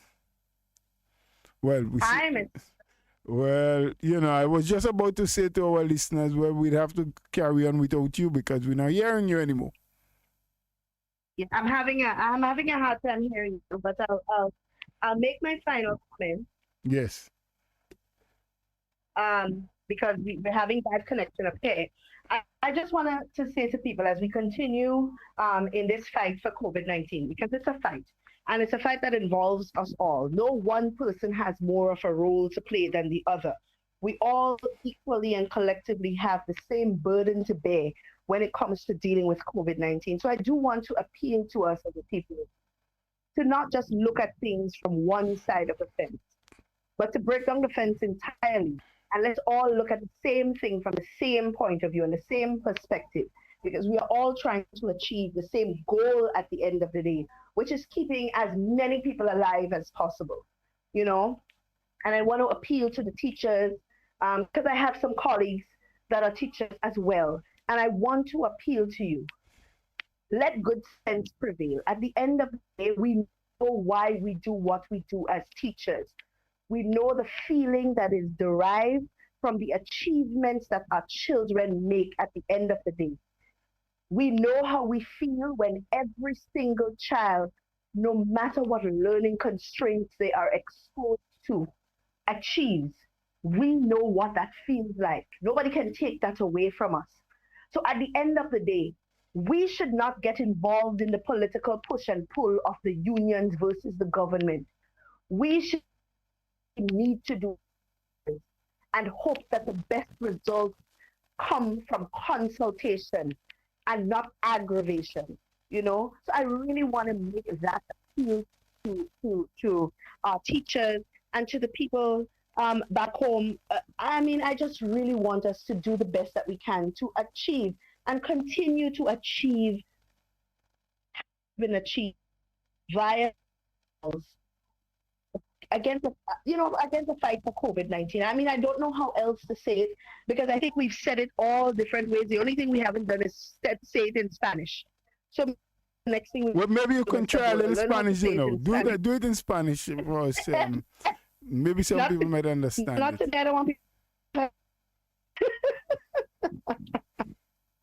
But I really do want to appeal to us, Mr. Bola. And of course, everybody to have a safe and productive day, Mr. Bola, you as well. And Naz, I know you're in the corner there doing the technical stuff. Thank you so much. And I hope you guys have a wonderful day. Well, we thank you very much. We thank you for participating. We thank you for being a part of today's program. While you were not here physically in studio with us, I think our listeners and so they were very happy to know that you are up, you're alive, you're well, you're just not physically on island, but technology has allowed us that opportunity to interface, to interact, and we really want to thank you. And we hope that you will complete and whatever you're out there doing, that you will be successful. And we look forward to have you coming back to join us, or not just join us, but to continue with what you have been doing here on Hyde Talk soonish. Absolutely. Yes. So Absolutely. Please be safe, take good care. And as much information as you can collect while you're out there as it relates to the protocol and how people, because someone is also saying on the live, I can attest to Barbados and these protocols. They are very law abiding, that the people in Barbados are abiding by the laws and trying to ensure that they coexist with COVID, but at the same time get the best of it. So you do your do, Ms. Duncan. We were glad to have you, and we will continue here to do our part until such time, because listen, people, COVID or not, we have to continue to exist. We have to continue to do the things that matters most to us. Parents still have responsibilities for their children. People still have to go out there to the job to earn, because while you want to protect lives, you don't want anyone to catch the COVID. You don't want anyone to get terribly sick, to be hospitalized and have to be placed on a ventilator. You don't want anyone die as a result of that. You also have to protect livelihoods, because people need to continue to be employed, to work, to whether they were self-employed or they have a boss that they have to report to. Whatever they do, they need to continue to do it, because commerce has to continue. Economic activity has to continue. You have to continue to spend. And mind you, there are still other health issues that continue to affect people outside of COVID. I mean, we have been paying and giving a lot of attention to COVID because it is the big elephant in the room at the moment. But there are several other things. I mean, recently we've heard the Minister of Health announcing the whole issue of dengue and how prevalent it has become again. We just neighboring St. Vincent. I understand from the news that there might have been about 10 or so deaths already in St. Vincent from the dengue. So we have to know about that too. We have to work with making sure that we protect ourselves and our families and our neighborhoods. And what do? We have to keep our surroundings clean. We have to chop the tall bushes, ensure that there are no utensils that can gather water, and so that the mosquitoes can continue to breed and for the population to expand. So there are other things. Life did not go on hold because COVID-19 came around. Life continued with the same stresses and challenges, with the same amount of pressure, with the fact that we still have to find our bread. Because COVID came, it did not bring extra funds to government to say, no, there is COVID and some of us can't work, or we don't have earnings, or our jobs are closed down temporarily. So now government has this special fund that they're getting from wherever, like how manna used to fall from heaven before. So now they can buy bread and drop in every home and they can take care of everybody. No, as a matter of fact, the government has said it absolutely clear. They made it absolutely clear that the intake of revenue has reduced tremendously. I think it was about 50%. Now it's about 60% more. They're collecting about 60% now as opposed to 65 thereabout. And as things continue to happen and economic activities continue to grow, the income for government will get better. Yes, but government has lost that possibility of having economic growth this year. In fact, the economy will contract, I understand, by close to 10%, and hopeful by 2021, which is not very far away, and we hope we all survive to reach that, we may see about a 6% growth in the economy, or 6% economic growth based on the activities that continue. So we have to continue to live. There must continue to be survival, and kudos to the administration for all they have done. Kudos to the people, the frontline workers, health and immigration and customs and police and everyone else who have had and transport drivers who have been bringing people around, who've continued to do their best, put themselves in harm's way, at risk, to ensure that we get from one point to the other, that we do the things we're supposed to do, that lives continue and livelihoods continue to exist. So now we're saying, while all of that, and we have made so much gains in the beginning, we cannot now just throw everything away, because we have a difference in opinion as to how schools should go, because we have a difference in opinion with the Ministry of Health advice or with the Ministry of Education saying that, look, phase in and let's get back to normalcy, let's get back to having the children all back in the classroom and teaching them again, because we have a difference in opinion. We can't just throw everything away, because now and later, life will still have to continue. Whether we accommodate all of the children in school and not as teachers, life will continue. Whether we go on protest or we strike or we do whatever, life will continue. We need now, as a people, to understand that we should take the best approach that is going to ensure. Do we have a caller again there? Yes, we have one. Yes. Let's take that caller. I'll continue with my thought later. Good morning, caller. Yeah, good morning, sir. Good morning to you, and thank you for calling. Thank you. I'm concerned about one thing. Yes. Oftentimes I hear about the opposition party. Mm-hmm. Yeah, opposition party. But I thought we had a opposition leader when Mr. Tobias resigned from the party. Yes, he is the opposition, the official opposition leader or opposition member in Parliament. Yeah, but oftentimes when, excuse my way of speaking, eh? Yes, go ahead. Oftentimes when you have programs, Mm-hmm. you invite the opposition to participate. And the person you invite is those of the NDC as the opposition. And I'm disgusted at that, because the people rejected them as a political party. Yeah. So why you still represent them? Well, I think, caller, them as, if I could step in for just a minute, I think you're a little mixed up with the programs. We normally don't invite on our program. No. Our talk. Oh, you're talking about other programs. Yeah. Oh, when you say you, I thought you meant us as on Hard Talk. Okay, right. No, I get you a little clear. I think I understand, you know. Yeah. Well, that's a point. It's confusing Mm-hmm. to Grenadians Mm-hmm. in that we have rejected them as a political party. Yes. and yet we represent them as the opposition. So almost every time when we have discussions, we invite them to participate as the opposition. Okay. And I haven't been hearing we inviting the opposition leader to participate in discussions at all, and I wonder why. Well, I don't have an answer for you. The most I can say to you, GBN has that program called To The Point, and on Tuesdays, I think on Tuesdays, yes, if I'm not mistaken, is dedicated to the opposition. And for a while, when Mr. Tobias became the lone member of the parliamentary opposition, he used to be on that program. And then somewhere along the line, during that process, they might have had a policy change where they decided that they were going to invite other people. They said civil society and what have you. And there may have been some issue developed between themselves, that meaning GBN, and Mr. Tobias as the leader of Her Majesty's opposition. So whether or not they have good communication between themselves, I am not sure. But, I'm just telling you what I learned along the way. So I can't say whether that is the reason or not. That's all I can say to that.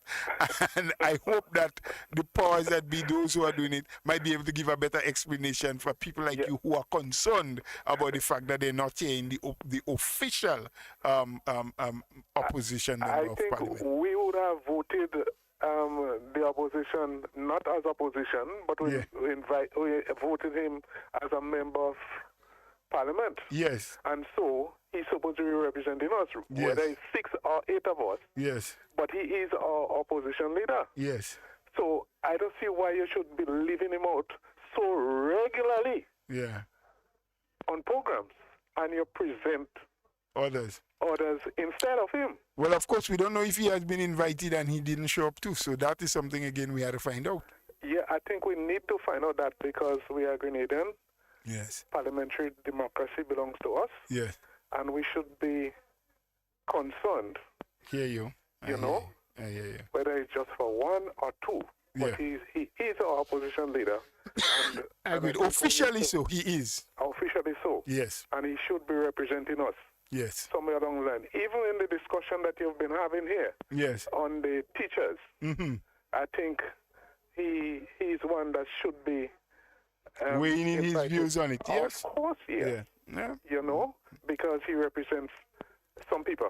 Well, like you, he is free to call. We always say that this program is one where we'll accommodate anyone. We'll accommodate any comment, whether you're for or you're against, once you are being respectable in the way you present your comments. We do not decide who we're speaking to. We're speaking to A and we're not speaking to B. This is an open program. We want to give information. We want to be factual. We want to engage the public. So again, if the leader of Her Majesty's opposition feels that this is a forum through which he can express some of the things he wants to say, we welcome him to call. We welcome him to call. Wonderful. Anytime. It's just my concern that we understand that the other programs, yes, we hear the opposition party and not the leader of the opposition. This is my concern. I think we need to show some respect for our parliamentary democracy, according to Mr. Thomas. Sometimes I get problem in spelling his name, whether it's a T or T. But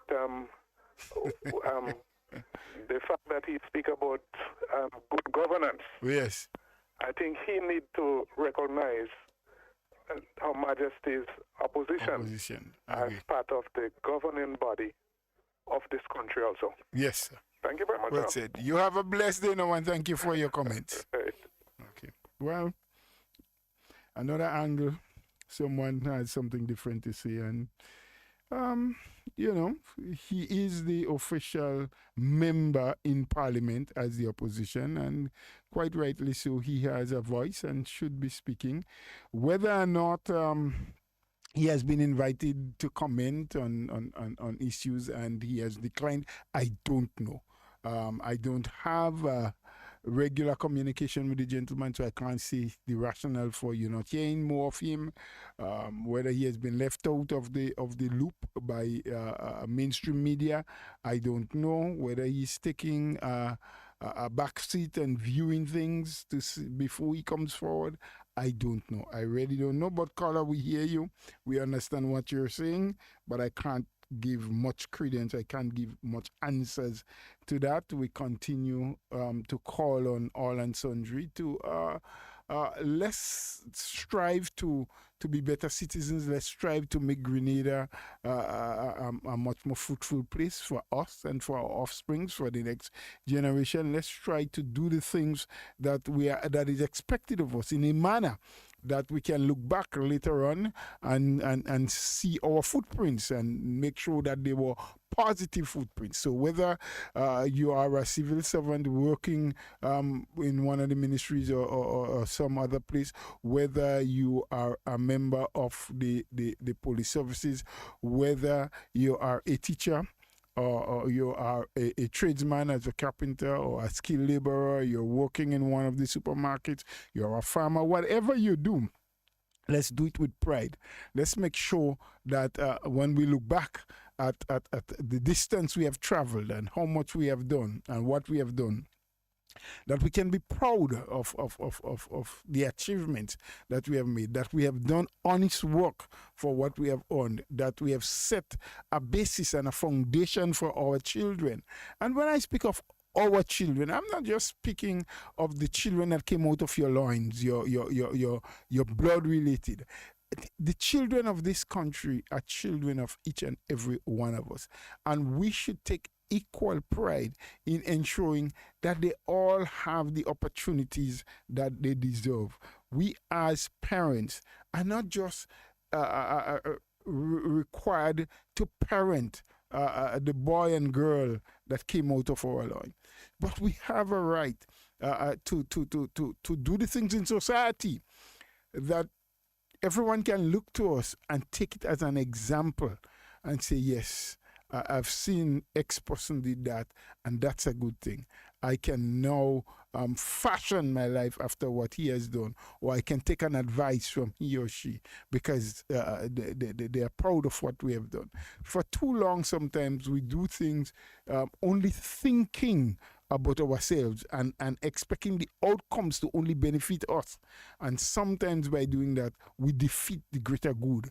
We destroy the fabric of our own society by the actions that we engage in. So while it is good to become more actionable, that we do more and talk less, we also have to ensure that the actions that we take will not be detrimental to society at large, and that people looking at us may not become disgruntled or disgusted with our behavior. While it is good to aim for higher levels of achievement, and all of us should be striving to get better in life and to do better in whichever area, and sometimes to go beyond our comfort zone, because I said the only way we can really grow is when we start reaching out of our comfort zone to achieve things that we have not achieved before. If we sit comfortable just doing the same things that we feel good about doing, that we have mastered day after day, doing the same thing, we are just going around in circles. We can only grow and know more and learn more if we strive to go beyond that comfort zone. And that's what all of us need to do. And COVID-19 has taken most of us out of our comfort zone, and so we need to continue to do our very best. And I think we have a caller again, Naz. Let's look at it, and probably that may be the last one we can take. Hello, caller, good morning. Oh yes, good morning to you, Doc. How are you, sir? How are you today? Very well for the time being. I'm glad for you today. You are? Yes, you are lonelier today. A lonely person He's a person who doesn't have a vibrant spirit, man. I'm never lonely. Well, let me tell you something. I believe you toned down a little because when the lady was there, she was getting you back. Well, she kind of, in some ways, you know, sitting on the next side there, she sometimes motivate me a little bit. I Eh? know. Yes, I because know. So how you did? I'm good, very good Somebody for was today. trying to reach me early on, but I missed that call. I don't know if you saw you. Okay. Yeah. But yes, I'm hearing you, sir, and let me congratulate you again. Thank you. I think I can't tell you this of it. You're more than this of it. Your thinking is so futuristic. Not here. I won't say modern, Yes. but futuristic. As it relates to the survival of us. It is not party X or party Y, a politician Y or politician Z. It is us. And if we don't do it right, if we don't say it right and do it right and think right, I tell you, we'll be in a lot of trouble. So I hope your call to all of us is heard because we cannot be individualistic in this time. Yes. I look at a post in there earlier this morning and somebody saying, well, you know, this coronavirus has brought a crisis, an unemployment crisis. And I said, whence come that thinking? It's not coronavirus. Coronavirus is now. The preparation was not made, the crisis so long before. And if we had been thinking the way you think and what you're saying, the corona would not have affected us in the way it affects us today. We left people behind by selfish thinking and selfish action. And so the corona caught us on the back foot. Yes. It caught us with an economy that is not ready for it. And so we are struggling. But we have to turn around now, pick up the pieces, and for survival, pay attention to the economic development and finance of every single citizen. Here's my proposal, and I want the doctor to take it up, but because I'm very serious. I asked my brain to walk ahead of whatever, and it's doing it. It's doing that for me. We have gotten to the stage where we cannot only put people to work to pay them. Sometimes people criticize the e-money and they don't understand that. It might sound political, but what do you do with the thousands of young people who are coming out and the economy is not ready for them to survive? The state have to come in somewhere and pitch in. Yes. The private sector have to take it from there. We are not expanding. I heard Dr. Antoine talking, and he's a man that I spoke to prior. And one of the statements he made in our conversation, he said, so we are moving too slow economically. And he said, yes, so we are moving too slow. The times is going to catch up with us because cost. We caught up by cost now. And so how do we deal with that? Because cost is rising. So what we need to do, we have to leave people at home. And I'm saying I'm very serious. The young people who are leaving school today and cannot get a job, because of not of their fault, somebody has to say, yes, you turn 18 and you need a job. You turn 20, you need a job. You turn 21, you need a job. We don't have the office space for you.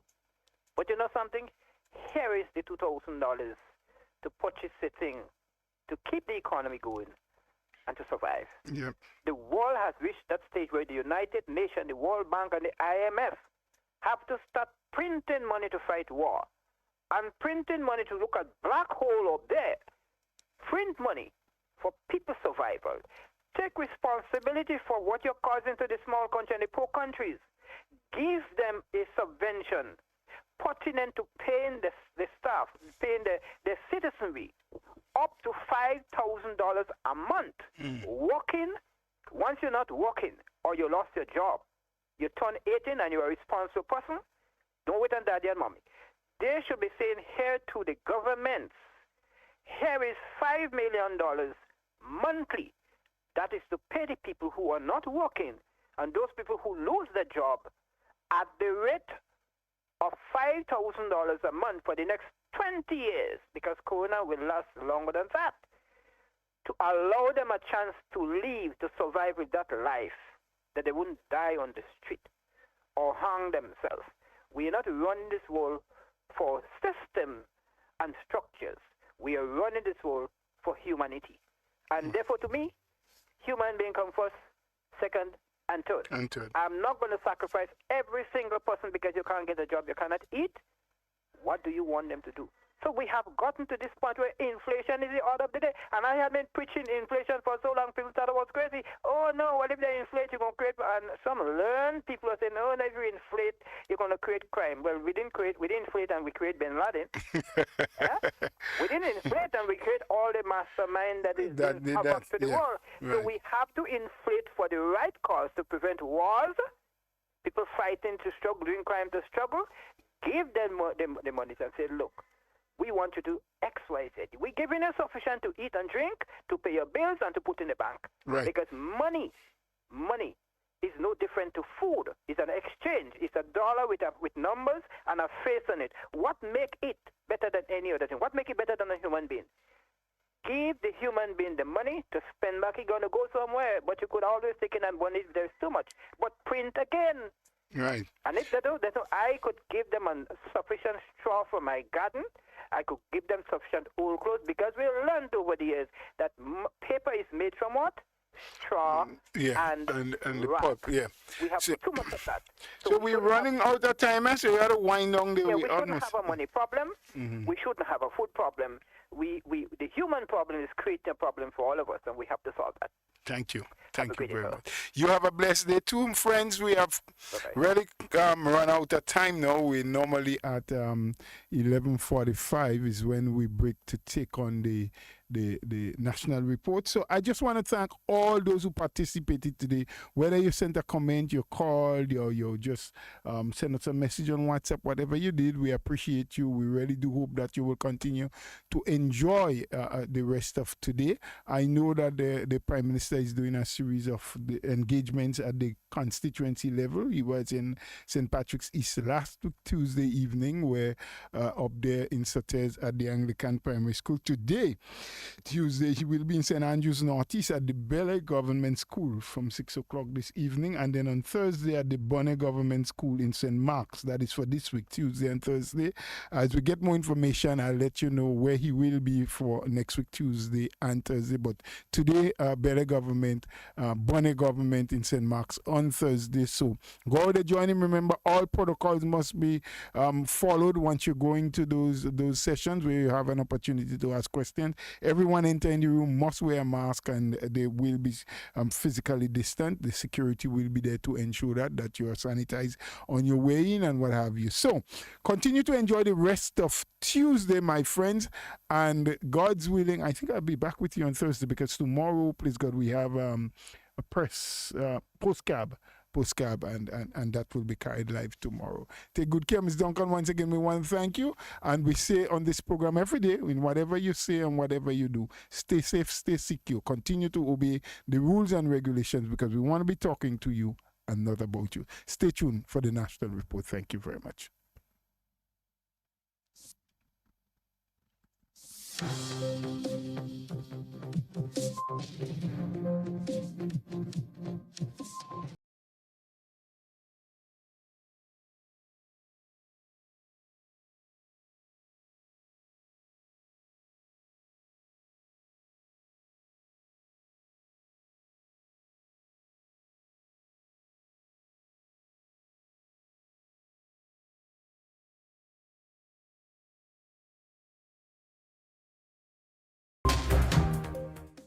Government to invest in public service transformation in the coming months. We'll have the details to this story and more in the National Report.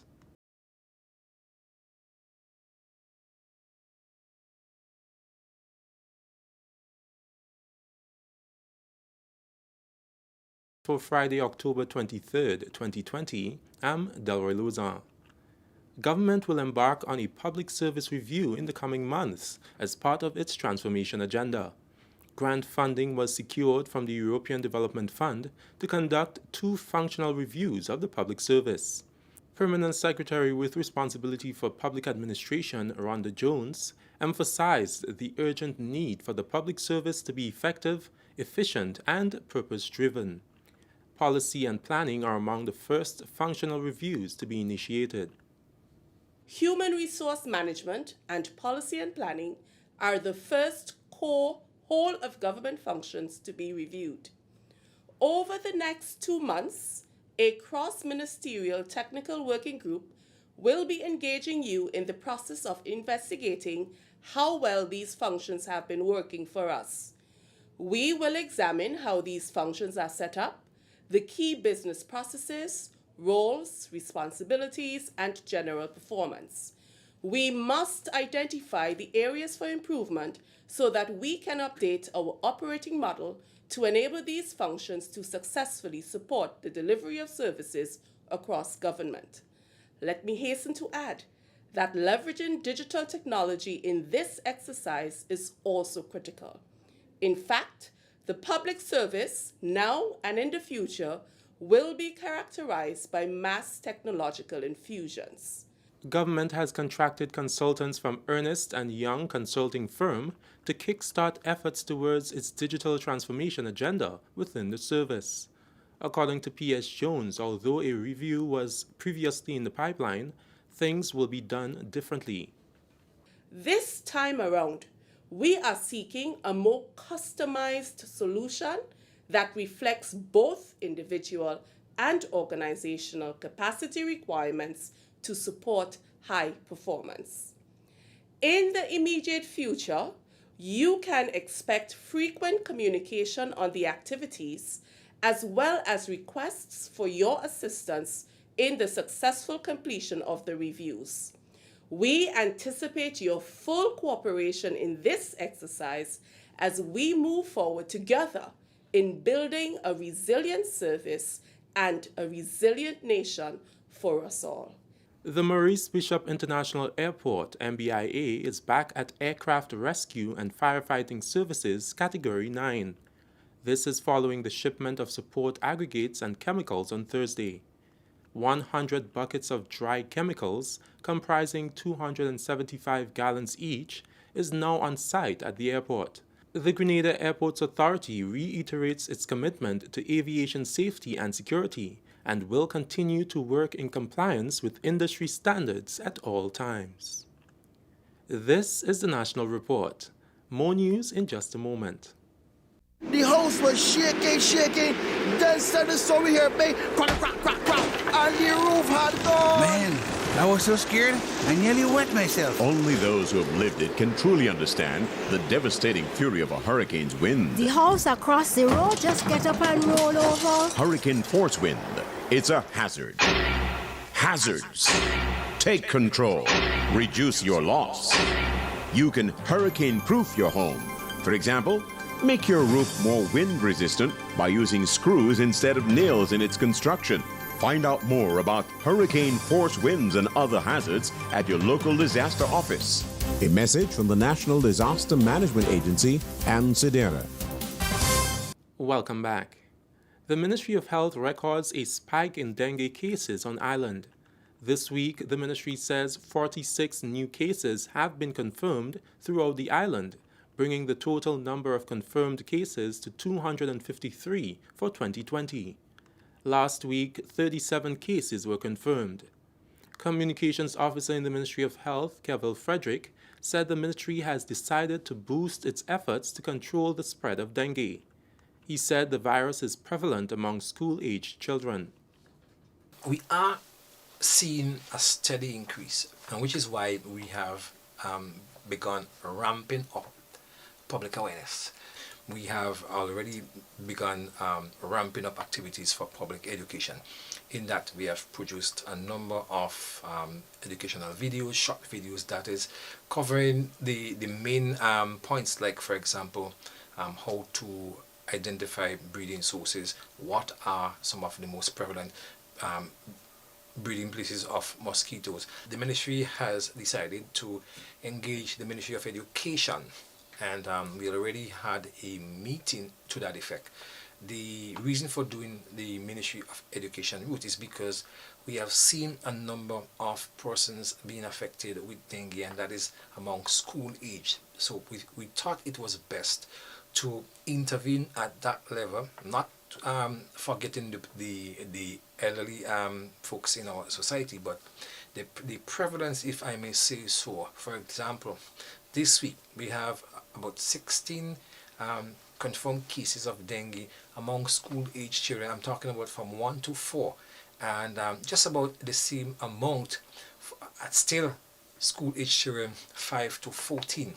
The Vector Control Unit has been on the path to increase fogging in communities where the ministry has observed an upsurge in cases. Senior Environmental Health Officer with responsibility for vector control, Kenny James, told GIS that fogging is one of the many control options available to reduce the spread. He said, however, the communities must play their part in preventing the further spread of dengue. It's an emergency method. It's not a method that will continuously prevent the mosquitoes from spreading the disease. Because the thing is we need to get rid of the habitat, because as long as you have a mosquito being hatched or being emerging into adults, you'll always have a mosquito problem. And continuous fogging can also affect other other life, biological life in the environment.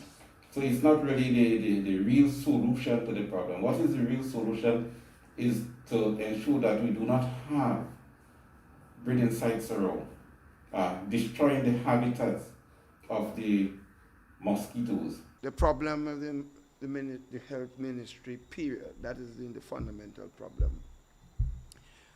You noted that in recent announcement that I've divided the ministry.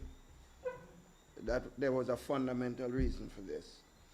It was clear that what was happening at the health centers, community centers around the country, not just in Mount Morris, right through the country, and of course at the hospital services, left a lot to be desired. I was getting complaint upon complaint upon complaint. And the fundamental thing is that people, when they come to you, is about, we need more doctors, we need more nurses. My clear understanding of this thing was, we have a serious management problem at the hospital. This is management. And all of us know you could pump any amount of money in a system. You could add any amount of personnel. That may be an issue. But that by itself will not solve the problem if the management system is weak.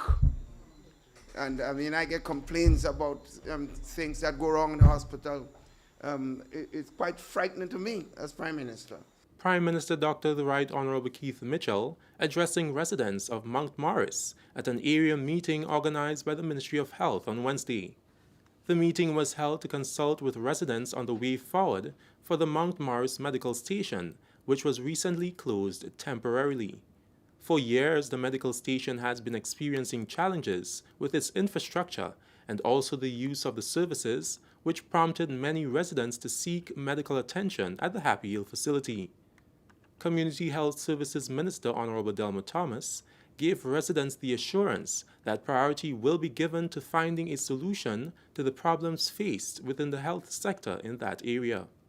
We want to be consulting with the people in going forward. So whatever we do as it relates to health, we want to be able to consult with you so that you will be part of the decision-making process. Whatever happens at the end is because what you say is best for you, the people of Mount Morris. So we'll be working along with you because as a government, we want to give more priority to health. We know the importance of health, and therefore in going forward, we'll be ensuring that health is given the priority that it is needed to help our people in terms of illnesses and all that. Acting Permanent Secretary Hannah St. Paul says attention will be given to address the staffing challenges at the various health facilities. She explained that there will be times, as is the case now, that one nurse or doctor will have to work at more than one facility. Because of that, we have to be able to ensure that everyone is served. Right? And we are not leaving out Mount Morris. This is why we're here today, to hear from you. And going forward, it may be a challenge for us to be available or have the permanent nurse every day stationed at the facility. But I'm happy that you're willing to share, because this is something we're going to go back and look at and see how we can share this nurse on much more given days. The District Doctor Service as well. We knew that you used to have it before every Friday, but we would have had to make some adjustments to 2 Fridays. But we again are going to go back and look at it and see if maybe we could add another day. The residents were clear in their requests that the medical station should remain in Mount Morris under better management and with more services. That story concludes the National Report for Friday, 23rd October 2020. But before we leave, we recap the headline. Government to invest in public service transformation in the coming months. That's all from us here at the newsroom. On behalf of the entire news team, I'm Delroy Luzon. Thank you for joining us. We'll see you next time.